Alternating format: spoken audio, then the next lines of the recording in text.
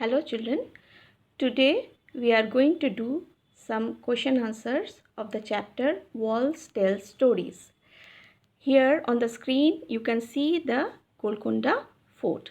Now I will ask you some questions related to Golconda Fort. Fill in the blanks.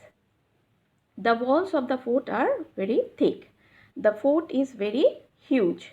It had a very heavy gate. The outer wall of the fort has 87 bastions. This fort was made before 1200. The walls of the fort have beautiful carvings. Cannon is a big gun. There is a long deep ditch along the thick walls of fort. Next one, nuclear bombs cause a lot of destruction. After seeing Golconda Fort, the children went to a museum in Hyderabad. Now, next question, where is Golconda Fort located? Golconda Fort is located in Hyderabad. Next question, what are bastions? What are they made for? Bastions are the part of a wall coming out in round shape. They are built to ensure security. Which sultans lived in the fort? Qutub Shahi sultans lived in the fort. Next question, why is a deep ditch dug along the wall of the fort? Answer, a deep ditch dug along the wall of the fort to ensure security. Next question, what tricks did emperors play to make smaller kingdoms a part of their kingdom? A part of their own kingdom. Emperors did this sometimes by friendship, sometimes by flattery. Flattery means saying something very nice or praising someone to impress. And by doing this, they made the smaller kingdoms a part of their own kingdom. By marriage between families, they also attacked them. Next question, what do you come to know through the things kept in the museum? Through the things kept in the museum, we come to know how people of those times lived, what they used and what things they made. Next question, name the things that ensured the security of the fort. So, thick and strong walls of the fort, heavy gates, bastions in the walls, a long deep ditch along the wall. Next question, why were big holes made in the wall of the fort?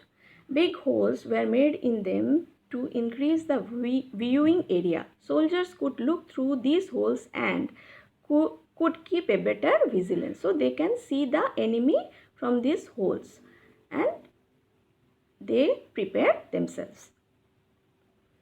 Next questions, why was it difficult for the army to attack the fort? It was difficult for the army to attack the fort because of the strong thick walls of the fort, a long deep ditch along the wall, and from the bastions soldiers could see the army. This "the" will not be there. It should not be there. It is a mistake here. Okay. Next question, riddle time. Using the clues given, guess the words. All these words are from chapter 1. A subject in which we study about past, it is history. A part of wall coming out in round shape, it is built to ensure security. Already we have done, this is bastion. It used to be full of water, it will be fountain. A group of soldiers, they are called army. It is called a army. A single of these can cause a lot of destruction, bomb. A place where old items are displayed, it is museum. Write true for the correct statements or false for the incorrect ones. Golconda Fort has very thin walls, false. There are many places inside the fort, true. Cannon is a big gun, true. So there are many palaces inside the fort. You have already seen this in the map also. So it is true. Cannon is a big gun. You know, this is true.